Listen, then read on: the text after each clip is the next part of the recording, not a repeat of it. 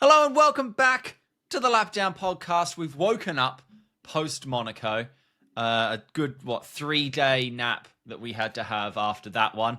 And we're back for another episode with a week off now. So we've just got a little look back to happen. But Dan, how are you doing, my friend? Hey, I'm good. Isn't Monaco a great place? You know last week how you gave it the long build up around Yeah. war a circuit, war a history, Yep. war a weekend, war a occasion. And then the worst case scenario happened. It's still great. Monaco's still great. Monaco is still great. I think there's so many things that we need to talk about in a lot of things that have been said post Monaco. A lot of by the drivers kind of led the reaction there, haven't they? A lot of fans have obviously had their two penny worth as well. But so I think there's a lot to unpack, and kind of feels like a natural place to start. But I still like Monaco. Yeah, I mean, there's a lot to unpack from nothing, isn't there? That's the fun Yeah. bit. There's a hell of a lot to unpack from not a lot that went on. Yeah, look, I mean, the first and most exciting thing, I think, Monaco aside, it just so happens that it occurred at Monaco. We said it last week, but we were nervy. We just dipped our toe in the water of saying it. But I'm ready to make a big, bold statement, Dan, and here it comes. We're actually so back as a sport. So back. So back. All it took was for Adrian Newey to turn around and go, I don't really want to do this anymore, Christian. And then they've put him on gardening leave. He's apparently not part of any of the meetings anymore. And now the Red Bull's doing a Mercedes up the straights from a couple of years ago. And everybody's having a great time again. And I mean, Checo's running around at the back of the grid. So we kind of have learnt a lot. Do you reckon Adrian just nicked something off the car on his way out? Like, do you reckon that's why? Because I have seen a couple of people. He walks out the garage with something kind of similar to this. Yeah. That's all it is. It's been that the whole time. It's that on the suspension or something. There was one single pin bolt that held the whole car together. Yeah. And on his way out, he thought, no. Feck yous all. I'm taking the Adrian pin bolt. I ain't going to tell you I've done it.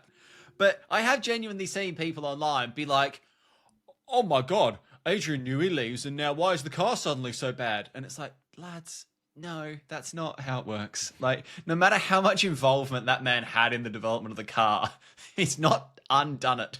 Like, you can't control Z a Formula One car. But wasn't it nice to see genuinely going into a race, Ferrari might win, a McLaren might win, the Red Bull still might win because there were moments through qualifying I thought he's done it again and Max is going to have had 3 practice sessions where he complains and he's in P18 and then, oh, look, he's on pole by half a second. But we actually went into a race not knowing which driver or team would win. And wowzer. Kind of. Well, and then it's Monaco, so we knew whoever qualified first. So, yeah, if we forget where we were in the world, then yes, all of what you said is absolutely correct and bang on, and it is genuinely exciting. Looking forward to the rest of the year, because we'll have lots of circuits with really, really long straights and have lots of fake overtaking, which is what people apparently seem to like jizz over these days. But yes. It's exciting. It's good. It's nice the fact that Red Bull have seemingly gone backwards. I don't think it's a case that people have caught up, but Red Bull have definitely regressed over the last couple of weeks. And it is good to see. I think even Hamilton seemed kind of vaguely happy and satisfied come the end of the Monaco weekend. So if the team at Brackley can kind of, I don't know, put together Adrian Newey's magic lug nut that he's nicked from Red Bull, then maybe we could have a 4-way kind of battle or an 8-way battle at the top of the 7-way because Checo's still shit, but we could have a 7-driver battle at the front of the grid. Yeah, 100%. And to that end, I think there's a little bit of a dark horse. Obviously, Ferrari are very much P2. And if you said who is the second best team right now, people are going to say Ferrari. I think they're not that dark a horse because they literally won in Miami and they keep sticking on the podium. But I think McLaren are a little bit of a dark horse team for me because I think they have the most reliable, consistently high-quality driver pairing on the grid. And I know I'm biased because I'm Australian and I like Oscar, and then Lando's really cute and everybody likes Lando. But if you neither of those two are inadvertently sticking it in the wall like Carlos is maybe prone to doing, and none of them are necessarily crashing on an outlap like Charles is prone to doing every now and then. Neither of them are Checo Perez. And even Hamilton this year has had, some real off moments, and George has been the consistent one in that team. But then you look at those two McLaren drivers, and they're just kind of getting the most out of the car, however much that most is, week in, week out. And I think, Zach Brown's played an absolute bloody blinder with those two. And it's no wonder that Lando signed a new long-term contract and didn't fancy the Red Bull, because why would you? 'Cause everything's good at home. I think, Zach Brown, I think, has to take a lot of credit for it. He's done a brilliant job kind of taking the team to where it is now, and then to secure those two young guys for decent contracts. Lando, as you said, obviously kind of believed in the program and didn't want to go.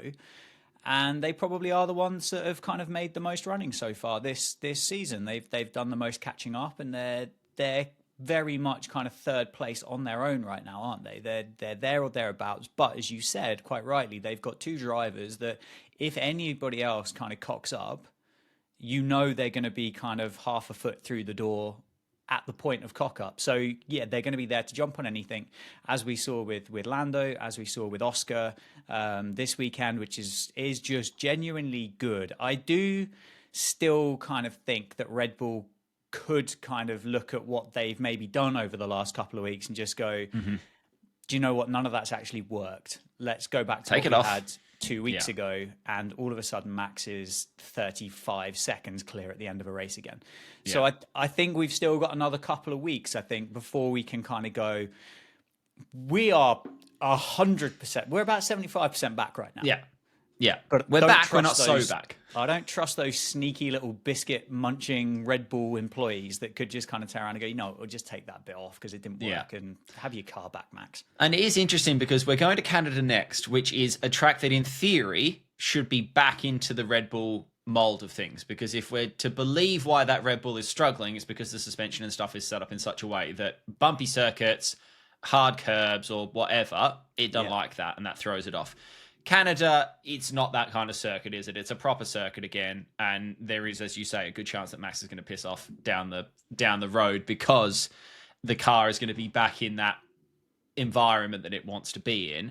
Yeah. So I think actually Canada could be a really good test now of how much has everyone caught up. Obviously, Ferrari brought a load of big upgrades. We can see how those are going. McLaren's brought a load of big upgrades. Aston Martin's brought a load of big upgrades that sent them flying backwards. I think Canada's going to say a lot. I think Canada will teach us a huge amount.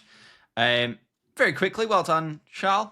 I think everybody, much like Lando's win in Miami, was like, that's a feel-good win. That's cute. Well done for winning your home race. The whole Oscar Piastri Leclerc game was fun for a bit, and happy days. I thought, look, I'm happy with the result all round from Monaco. I'm not happy with how we got there necessarily, in a number of ways, and we can roll through those in any order we like. But should we talk about Mr. Sainz first up, and the fact that it doesn't sit right with me, and surely with a lot of sport and F1 fans. The bloke was out of the race in the first corner and put himself out of the race. Okay, I understand. Absolutely, he managed to get the car back to the pits. So he wasn't DNF'd, but he was last at Monaco. He was out of the race. Why should he be allowed to have come straight back to his P2 because of the red flag incident? And I know we've already discussed this, so I know you're going to say he shouldn't, but why, Dan? I guess, and it was something that we spoke about, as you just said, and it could be that it is like a legacy thing in Formula One that's been around for donkeys of years. And when you think about it logically, and you think, well, they didn't have so many kind of sensors and radars and timing towers and cameras and all this other good stuff back in the day, that at the point that like a race might have been red flagged, actually the cars have then completed another 3.5 miles and nobody's actually had sight of them by that point. So therefore you think logically, well, we'll reinstate it to where the cars were at the start of the last lap, which I guess is where the logic is. To caveat that, and I can't say with any certainty that was the case, because back in the day, Formula One was, well, slightly riskier and slightly more dangerous than what it is now. And they were less inclined to throw a red flag when it started drizzling with rain, or when a car got near a barrier or something like that. So I think they would have red flagged that Monaco Grand Prix, because, I mean, you could not get The past whole it. road was blocked with cars. Exactly. So I don't know, in short, but I completely agree with you. I don't believe that if you make a mistake like that, I can kind of see a bit more sympathy if you're a victim of something.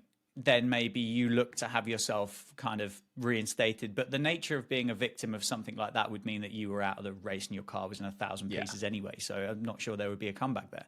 But you've locked up going around Casino Square. Because you're desperate to get in front, because you know it's your only chance. Precisely. He wasn't really being challenged by Lando in P3. It was P3, P4, because Oscar was still in P2 at that point. Yeah. And he's gone straight on. And then he's had to wait for the traffic to go past, back himself back out of his kind of Morrison's parking spot, and carry on round. And because of the Sergio Perez, Kevin Magnussen, Nico Hulkenberg clusterfuck of a start coming up the hill, he's waddled around in last place and just kind of gone, oh, well, that's handy then. I'll have my P3 back. Thanks. Yeah. And the thing for me, you cannot convince me that in 2024, when we are flying helicopters on Mars, and I can go on the F1 app on my iPad and see a driver tracker that shows exactly where everyone is on track, you cannot tell me that race control do not have a way to know where all those 20 cars are at any millisecond of the Grand Prix. I mean, there are mini sectors every, 15 yards, basically, along this racetrack that are logging times constantly. And you knew exactly when you pressed the red flag button, you took a snapshot. You paused the race at that point. So unless something malfunctioned, or unless there was a situation where you could go, we've tried to look, X and Y has prevented us from taking an exact order, so we will revert to Sector 1 timing line. Fine, I would be okay with that. But you knew where the cars were. You paused the race. And if I pause a VHS, when I press play again, I don't expect to be back at the start of the film and, the two main characters are alive again. I don't think in 2024... and what I will say as well, to be fair, you wouldn't be back at the start of the VHS. You'd be at the same point you were in the VHS. But they're alive those again. Two main characters would be back alive again. Yeah. Having just watched them suffer some kind of grisly kind of ending or something. Yeah. You'd come back from your cup of tea and go, oh, Cinderella's back. Oh, good day, love. What I will say, I am not suggesting that anything was done incorrectly. And I think that's really important. They followed the regulations to the T. And this is not an issue with race control, the stewards, the FIA, none of that. Everything was followed properly. This is not a 2021 Abu Dhabi situation. The regulations are just wrong for 2024 and need revising for modern Formula One. Yeah. Can I throw in another regulation that I think might be Throw a reg at me. I would like the removal of changing your tyres for a free pit stop under a red flag, but then also ticking the box to say that you've used both compounds in the race. That's the key line, is that last sentence. I understand fully why the tyres are allowed to be changed, because if you've red flagged it, there's probably an incident, which meant there was probably debris, which means you've probably all shredded your tyres on carbon fibre going around the track. So I fully understand why you're allowed to do that. And to a certain extent, I kind of understand why you're allowed to make part firme repairs to the car, because again, if there's a big pile up and you had a front wing take off your front wing but you weren't involved in the incident, that's not right. Put it right. Agreed. But 100%, you should either, and this is where I guess it gets tricky with tyre allocations, you should either have to swap a like for like tyre. So if you were on the hard, you have to put a hard on. Oh, I'm not that bothered about that. Or it shouldn't. You should still have to come and make a pit. So whether or not, I guess it maybe ticks your box of, okay, you've run two compounds, but you've not ticked the box of pit stop, because a red flag is not a pit stop. I think that solves it. But yeah, I mean, it was literally red alert, worst case scenario. It's Monaco. The only shred of hope we have for interest is pit stops, and the pit stops are done on laps 0.5, and now we're in for a long hour. I would say as well, that's my opinion that isn't specific to Monaco. I think that should be a blanket approach. Yeah, 100%. And with this Monaco race in particular, and to be honest with you, do you even want to talk too much about kind of Checo and Magnussen's crash? I mean, I don't really think there's a great deal to... I don't care about the crash massively. No. The one thing I will say is it's another genuinely draw-dropping example of how safe modern Formula One is, because my mouth was open for maybe 30 seconds. You saw the red flag thing pop up and you think, oh, is that because of Carlos parked up there and maybe he's miles away from a crane and they just don't want to take laps out of the race or whatever?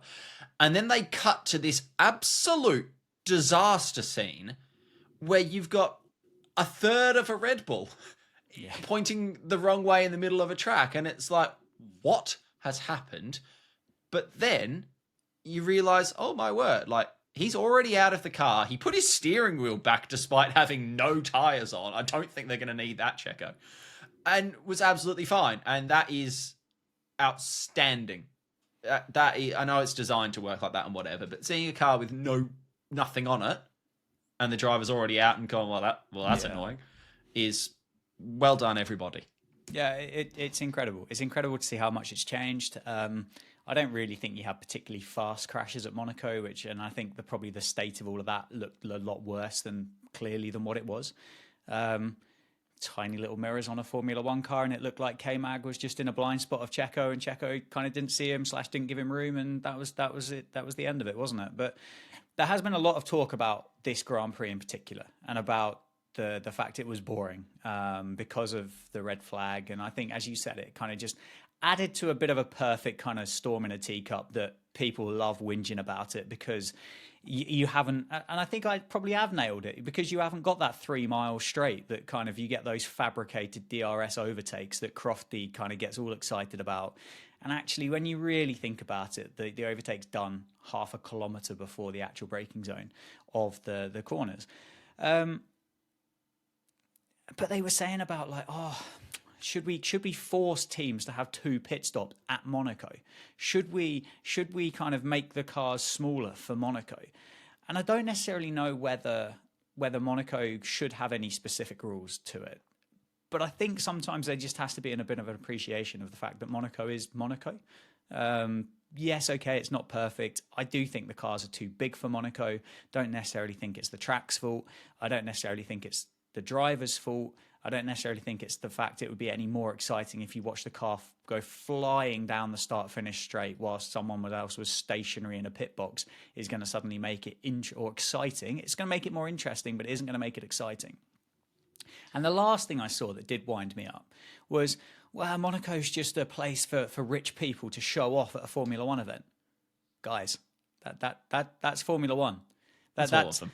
That's why Miami exists. That's why Las Vegas exists. That's why there's talk about New York. That's why when Martin Brundle, the absolute patron saint of Formula One that really should be kind of wrapped in bubble wrap and protected at all costs, gets to talk to people that you have no idea who they are, because people with money are turning up at a sports event because they want to show off. Yeah. I mean, the idea of let's have a specific car for Monaco fundamentally doesn't work. There were 4 overtakes in the 2024 Monaco Grand Prix, and I think 2 of them were Logan Sargent in that backmarker fight, getting lapped with Guan Yu Zhou. Go on, Logie.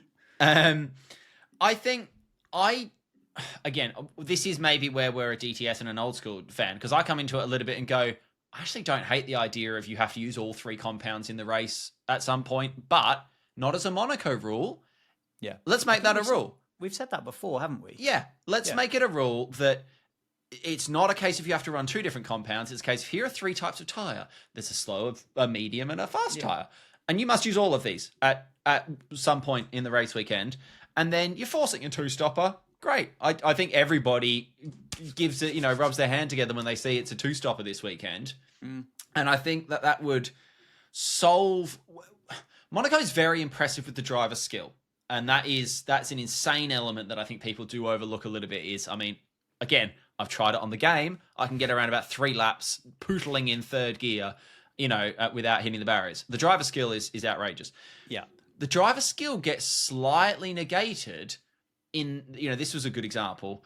I reckon Charles Leclerc was driving at about 70% for most of it, as were a lot of them, because they're just going, well, we need to get these tyres to the end now, so we'll drive slowly. If they had to use the soft, the medium, and the hard, there's value in pushing because you want to make the most of your soft laps to try and build a gap, to make the most of your medium laps so that you can nurse the hard or whatever. That I think that would at least bring another element into it, that it would take away pace management, because it would actually add more pace management, but in a different way, because you would have to play the deltas off against each other. Yeah. And I think you would get a Lewis Hamilton situation. Mercedes obviously, screwed that by not telling him out lap critical, and then the one chance of a bit of a strategic win was gone. But that could work, I think, potentially, because that way you're creating strategy deltas and a reason to push, and not just a reason to lift and coast the whole circuit. Yeah. Refueling could be another option as well, to bring that back into the sport. You go away from those mandatory 2 stops with the tyres, but you would give a team an option to do a 1 stop with a really heavy car, or potentially do a 2 stop with a much lighter car, and you then kind of see the differences and reap the rewards with regards to weight of the car overall, which again would have been another thing that would have been involved in Formula One not that long ago.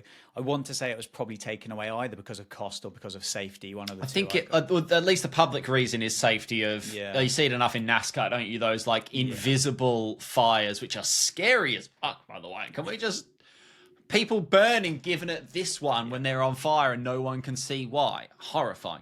But they could get around it, I'm sure, with like fuel cell ideas or something, where it's a packaged fuel thing that you shove in the back like a spaceship or something. And as you said, there were some pretty gruesome kind of pictures and videos from back in the 90s and earlier than that, when cars and pit crew were just engulfed in flames. But the other thing as well is, like, Formula One doesn't have to be perfect for you as a fan every single week. There's lots and lots of different type of motorsport that you could go and enjoy. And I saw somebody comparing the number of overtakes at the Indianapolis 500 in comparison to the Monaco Grand Prix. And you're kind of comparing kind of apples with pears. I mean, they're both fruits, and you both eat them fruits with your hands, and they've got cores in the middle, and you advise that you don't eat the core or the stem. So they're kind of similar, but not really. You could go, if you want overtakes on a Sunday afternoon, and it's the Indianapolis weekend that clashes with Monaco, watch that as well. It's a 2.5 mile circuit that you can fit 5 cars wide around it that don't barely lift to go around a corner. And you basically just watch people suck each other off for 2.5 hours or 500 miles. And cars go past each other because it's a 2.5 mile circuit with no braking zones, and you can fit 5 cars wide. Yeah. So if that's what you want to watch, and you want to watch overtakes, go for it. They were both good. I enjoyed both. But I'm just saying, there are options out there. You don't just have to kind of be praying for the perfect Formula One race where there's kind of 18 overtakes and there's 3 changes for the lead, and we've got to use all sets of tyres, and there's going to be refueling, and it's all going to be at everybody's favourite circuit each week. There's options. Yeah, certainly. And speaking of options, we're getting very good, by the way, at a link and a segue between topics, because Alpine are apparently looking at options for the Canadian Grand Prix, because there is some talk that Esteban has been too much of a naughty boy, that they're actually going to give him a self-imposed team 1 race ban and bench him for the frankly outrageous way he approached the opening lap of the Monaco Grand Prix. I've also seen suggestions that his car wasn't actually that buggered, but they didn't want to put him back into the race as a it looked like his rear suspension collapsed.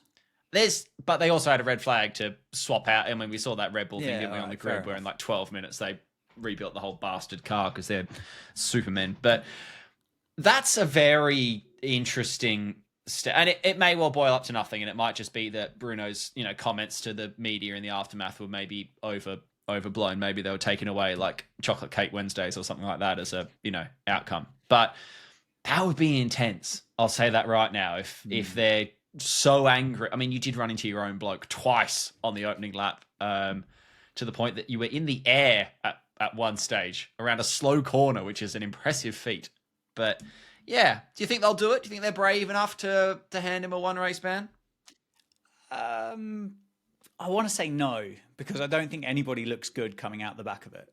I think if you Yeah. do that, I think it's like Esteban seems to be quite a sparky kind of character. Was that full Ocon stop. hitting you? Was that Ocon hitting you? Yeah, it was actually. Yeah, I was just watch out, Esteban. No, I think he's a fairly sparky bloke, and I think he's had a couple of these kind of incidents before where he's had a bit of kind of like verbals over the radio with. Well, yeah, exactly. And I mean, you put two Frenchmen in a French car, you end up with like Carnage et Trois, the Grand Tour episode, don't you? Whilst they're driving up the ditch, but it doesn't look good. If you do that, it doesn't look good. And to be honest with you, it doesn't look good for Esteban. It wasn't that long ago that people were talking about him kind of going off to drive for Mercedes. He was obviously one of Toto's children.